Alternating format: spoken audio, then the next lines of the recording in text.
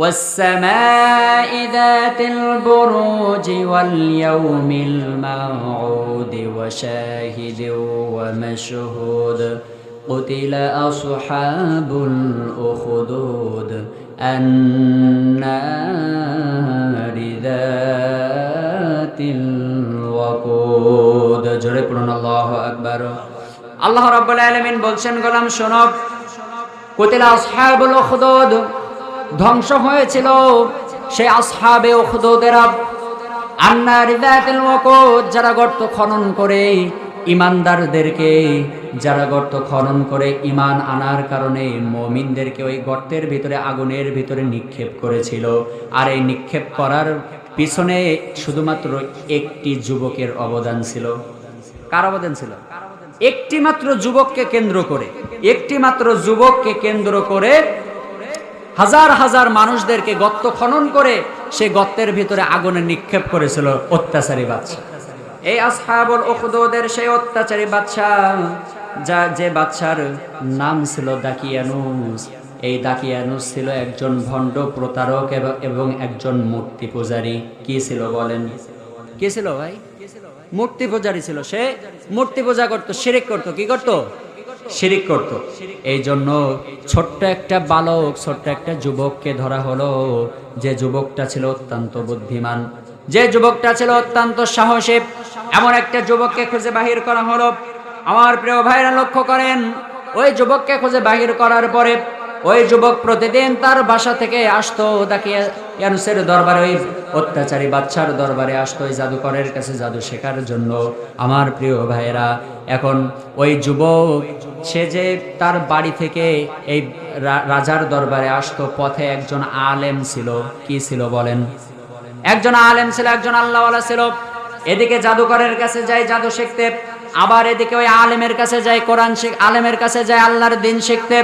আমার প্রিয় ভাইরা, এখন ওই যুবক ব্যক্তি একদিন চিন্তা করলো যে আমাকে তো দুইজন দুইটা শিক্ষা দিয়েছে, আলেম শিক্ষা দিয়েছে আল্লাহ এক, আল্লাহ ছাড়া কারোর দাসত্ব করা যাবে না, আল্লাহ ছাড়া কারোর গোলামি করা যাবে না, আল্লাহর আইন মানতে হবে। আর এই জাদুকর আমাকে মিথ্যা জাদুর মতো কি যেন শিখিয়েছে, যেটা সত্য না। এখন ওই যুবকের মনের ভিতরে একটু কৌশল জাগলো, একটু চিন্তা জাগলো যে কে আসলে সত্য, এটা দেখা দরকার। কে সত্য, আলেম সত্য নাকি ওই জাদুকর সত্য, এটা দেখা দরকার। রাস্তার ভিতরে, বর্ণনার ভিতরে কোনো কোনো বর্ণনায় এসেছে একটা অজগর সাপ ছিল, আবার কোনো বর্ণনায় এসেছে একটা বাঘ ছিল। কি ছিল বলেন? বাঘ। আবার কোনো বর্ণনায় এসেছে একটা সাপ। এখন এই যে রাস্তা, এখান থেকে আমরা আসছি, আবার বাহির হবো না ভাই? এই রাস্তার মুখে যদি একটা বড় অজগর সাপ থাকে, যাইতে মানুষ ভয় পাবে কিনা?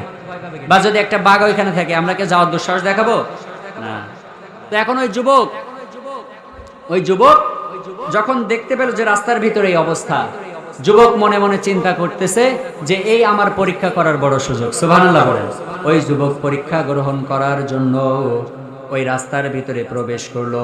রাস্তার ভিতরে যাওয়ার পরে ওই যুবক মনে মনে এই চিন্তা ধারণ করলো, এই চিন্তা পোষণ করলো যে আমি আল্লাহ রাব্বুল আলামিনের কাছে সাহায্য প্রার্থনা করব এবং আল্লাহকে বলবো এই পশুটা সরিয়ে দিতে। আল্লাহর নাম নিয়ে আমি চেষ্টা করে দেখব, যদি এই পশুটা ওখান থেকে সরে যায় তাহলে আমি বুঝবো আল্লাহ সত্য, আর যদি না সরে তাহলে বুঝবো জাদুকর সত্য।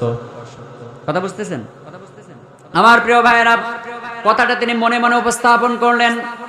পৃথিবীর কোন মানুষ কার মনের ভিতরে কি রয়েছে কেউ জানে না, একজন জানে। তিনি কে? আরো জোরে বলেন, তিনি কে? আপনার আমার মনের ভিতরে কি আছে পৃথিবীর কেউ জানে না। কে জানে? আল্লাহ জানে। হ্যাঁ আমার প্রিয় ভাইয়েরা, এখন ওই যুবক এই সিদ্ধান্ত গ্রহণ করার পরে হাতের ভিতরে একটা পাথর নিল।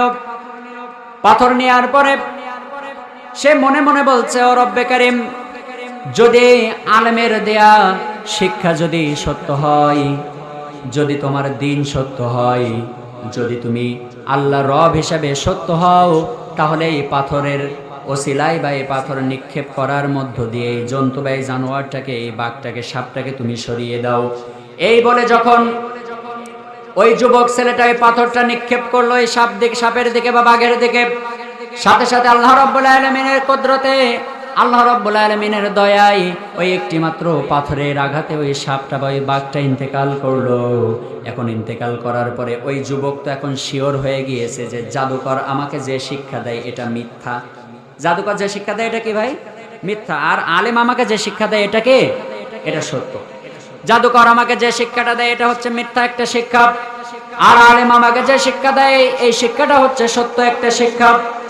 এখন ওই আলেমের কাছ থেকে আরো বেশি বেশি সে যেতে লাগলো, আর আল্লাহর দিন সে শিখতে লাগলো, সে এলেম শিখতে লাগলো, জ্ঞান অর্জন করতে লাগলো ইসলাম সম্পর্কে, শরিয়াত সম্পর্কে। এবং সে জ্ঞান শেখার পরে এক পর্যায়ে সে মানুষকে ঝাড়ফুঁক করত। একজন অন্ধ ব্যক্তি ওই যুবকের কাছে গিয়েছে। যুবকের কাছে যাওয়ার পরে ওই যুবককে বলছে, ও যুবক, তুমি যদি আমার এই দৃষ্টিশক্তি ফেরায় দিতে পারো তাহলে আমি তোমাকে অঢেল অর্থ সম্পদ প্রদান করব। এখন ওই যুবক বলতেছে, দৃষ্টিশক্তি ফেরানোর মতো ক্ষমতা আমি যুবকের নাই, আমি যুবকের দৃষ্টিশক্তি ফেরানোর মতো ক্ষমতা আমার নাই। আমি আল্লাহর কাছে দোয়া করতে পারি, আল্লাহ আপনার দৃষ্টিশক্তি ফেরায় দিতে পারে। করেন সুবহানাল্লাহ। মানুষের কোনো ক্ষমতা নাই, আল্লাহ ছাড়া মানুষের কোনো ক্ষমতা ভাই নাই। তো এখন যুবক বলতেছে যে তোমার টাকা পয়সা দেয়া লাগবে না, যদি আমি দোয়া করব, আমার দোয়ার মাধ্যমে যদি আল্লাহ তোমার দৃষ্টিশক্তি ফিরিয়ে দেয় তাহলে তোমাকে আল্লাহর প্রতি ঈমান আনা লাগবে। কি করা লাগবে? আল্লাহর প্রতি ঈমান আনা লাগবে। যুবক এই কথা বলার পরে ওই অন্ধ ব্যক্তি ওয়াদা প্রদান করলো, হ্যাঁ ঠিক আছে, যদি তোমার রব আমার দৃষ্টিশক্তি ফিরিয়ে দিতে পারে তাহলে আমি সেই রবের প্রতি ঈমান আনবো। এখন ওই যুবক আল্লাহর কাছে দোয়া করলেন, ঝাড়ফুঁক করলেন, এবং তার ওসিলা করে আল্লাহ তাআলা ওই ব্যক্তির দৃষ্টিশক্তি ফিরিয়ে দিলেন। ফিরিয়ে দেওয়ার পরে ওই ব্যক্তিটা ঈমান আনলেন আল্লাহর উপরে। পড়েন না সুবহানাল্লাহ। ওই ব্যক্তি যখন ঈমান আনলো, আনার পরে এই খবর ওই আলেমের কাছে গেল, আলেমের কানে গেল। এবার আলেম ওই যুবককে ডাক দিয়ে বলছে, ও যুবক শোনো, আল্লাহ রাব্বুল আলামিনের একজন খাস বান্দা হিসেবে আল্লাহ তোমাকে কবুল করেছে। শুনে রেখে দাও যুবক, সামনে বিপদের দিন আসতেছে, সামনে আল্লাহ তাআলা তোমাকে পরীক্ষা প্রদান করবেন, তোমাকে আল্লাহ পরীক্ষা নেবেন, কিন্তু তুমি বিপদে পড়বা। কিন্তু শুনে রেখে দাও, যখন তুমি বিপদে পড়বা তুমি আমার নামটা বলবা না, তাহলে আমরা সবাই কিন্তু ধ্বংস হয়ে যাব। আমাদের সবাইকে কিন্তু এই বাচ্চা মেরে ফেলবে, তুমি আমার নামটা কি করবা না, বলবা না। তার উস্তাদ তাকে বলতেছে, ওই আলেম তাকে বলতেছে যে যুবক, সামনে কিন্তু বিপদ আসতেছে, যে বিপদে যখন তুমি পড়ে যাবা আমার নামটা তুমি বলবা না। আমার প্রিয় ভাইরা, কিন্তু এই কথাটা গোপন থাকলো না। আস্তে আস্তে এক এক করতে করতে যে একজন যুবক বাহির হয়েছে, সেই যুবক জাদুকরকে উপেক্ষা করে সে জানি কোন রবের প্রতি ঈমান আনার কথা মানুষদেরকে বলতেছে, এবং সেই রবের নিয়ে কোনো দোয়া করলে সেই দোয়াটা কাজে লেগে যাচ্ছে। বাচ্চা দাকিয়ানুস ওই যুবককে ডাক দিল, ওই যুবককে নিয়ে আসলো রাজার দরবারে। অত্যাচারে বাচ্চার দরবারে নিয়ে আসার পরে ওই বাচ্চা দাকিয়ানুস ওই যুবককে প্রশ্ন করতেছে, ও যুবক, বলো তুমি কার দাওয়াত দিচ্ছ, কার দাওয়াত তুমি প্রদান করছো, আর কি শিক্ষা তুমি গ্রহণ করেছো? বলো, যে শিক্ষার কারণে তুমি মানুষদের দৃষ্টিশক্তি ফেরায় দিচ্ছ, যে শিক্ষার কারণে তুমি মানুষদেরকে অন্ধ থেকে মানুষদেরকে দৃষ্টিশক্তি ফেরায় দিচ্ছ, কি শিক্ষা তুমি অর্জন করেছো বলো। এখন ওই যুবক বলতেছে যে আমি দৃষ্টিশক্তি ফিরিয়ে দেওয়ার কেউ না, দৃষ্টিশক্তি যিনি ফিরিয়ে দিচ্ছেন তিনি হচ্ছেন আপনার আমার রব আল্লাহ। পড়েন সুবহানাল্লাহ। যুবকের মুখ থেকে যখন এই কথা শুনল, বাচ্চা দাকিয়ানুস ক্ষিপ্ত হয়ে গেল, কারণ সে ছিল অত্যাচারে। এখন তুমি নতুন করে এসেছো, আল্লাহ নাকি তোমার রব, এই কথা বলাটা তোমার অপরাধ হয়েছে। এখন তোমাকে হত্যা করা হবে। কি করা হবে বলেন? কি করা হবে? এখন তোমাকে হত্যা করা হবে। বাচ্চা দাকিয়ানুস এই রায় দিয়ে দিল। ওই যুবককে নিয়ে পাহাড়ের চূড়ায় চলে যাওয়া হলো। উঁচু পাহাড়ে ওঠার পরে ওই বাচ্চার সৈন্য সমর্থ যারা ছিল তারা প্রশ্ন করতেছে, ও যুবক বলো তুমি ইসলাম ছাড়বা কিনা, তুমি আল্লাহকে রব মানা বাদ দিয়ে আমাদের রাজাকে রব মানবা কিনা, দাকিয়ানুসকে রব মানবা কিনা, তুমি বলো। এখন ওই যুবক বলতেছে, আমি ঈমান এনেছি, আমাকে হত্যা করলে আমার কোনো আফসোস নাই, আমি আল্লাহ ছাড়া আর দ্বিতীয় কাউকে রব বলে মানি না। বলেন সুবহানাল্লাহ। এবার ওই রাজার সৈন্য সামর্থ্যরা সিদ্ধান্ত গ্রহণ করলো, এই পাহাড়ের উপর থেকে যুবককে নিচে নিক্ষেপ করবে, ফেলে দিবে, ফেলে দিয়ে তাকে হত্যা করবে। এই সিদ্ধান্ত গ্রহণ করলো। এই সিদ্ধান্ত গ্রহণ করার পরে যখন ওই সৈন্যরা আসতেছে ওই যুবককে ধরার জন্য নিচে ফেলে দিবে, যুবক পৃথিবীর কারোর কাছে সাহায্য চাই না, একজনের কাছে সাহায্য চেয়েছে, তিনি কে? আল্লাহ রাব্বুল আলামিন তাকে অলৌকিকভাবে সাহায্য করলেন। আল্লাহ তাআলা তাকে অলৌকিকভাবে সাহায্য করলেন এবং এমনভাবে সাহায্য করেছে, ওই যুবক যখন তাকে পাহাড় থেকে ফেলে দেওয়ার জন্য বাদশার লোকজন আসতেছে, ওই যুবক দোয়া করেছিল, আল্লাহুম্মা কফিনিহিম বিমা শি'তা, আল্লাহুম্মা কফিনিহিম বিমা শি'তা। দোয়াটা সকলে মুখস্থ করেন, কাজে লাগবে। আল্লাহুম্মা কফিনিহিম বিমা শি'তা, ও রব্বুল আলামিন, আমার শত্রুদের হাত থেকে আপনি উত্তম পরিকল্পনাকারী হয়ে আমাকে সাহায্য প্রদান করুন। ওই যুবকটা যখন এই দোয়া পাঠ করলেন, আল্লাহুম্মা কফিনিহিম বিমা শি'তা, পাহাড়টা থরথর করে কাঁপতে লাগলো। আর ওই যুবককে হত্যা করার জন্য রাজার সৈন্য সমর্থ যারা এসেছে সবাই পাহাড় থেকে নিচে পড়ে মৃত্যুবরণ করলো, কিন্তু যুবক অক্ষত অবস্থায় থাকলো। বলেন সুবহানাল্লাহ। একটু আশ্চর্য মনে হচ্ছে না? এটা আল্লাহর সাহায্য। যুবক দোয়া করেছে, আল্লাহুম্মা কফিনিহিম বিমা শি'তা। কি দোয়া? আল্লাহুম্মা কফিনিহিম বিমা শি'তা। ছোট্ট একটা দোয়া, প্রিয় ভাইরা। এবার ওই যুবক পাহাড় থেকে নেমে আবার রাজার দরবারে আসলো। রাজার দরবারে আসার পরে রাজা দাকিয়ানুস ওই যুবককে দেখে আশ্চর্য হয়ে গেল, হতভম্ব হয়ে গেল। কি ব্যাপার?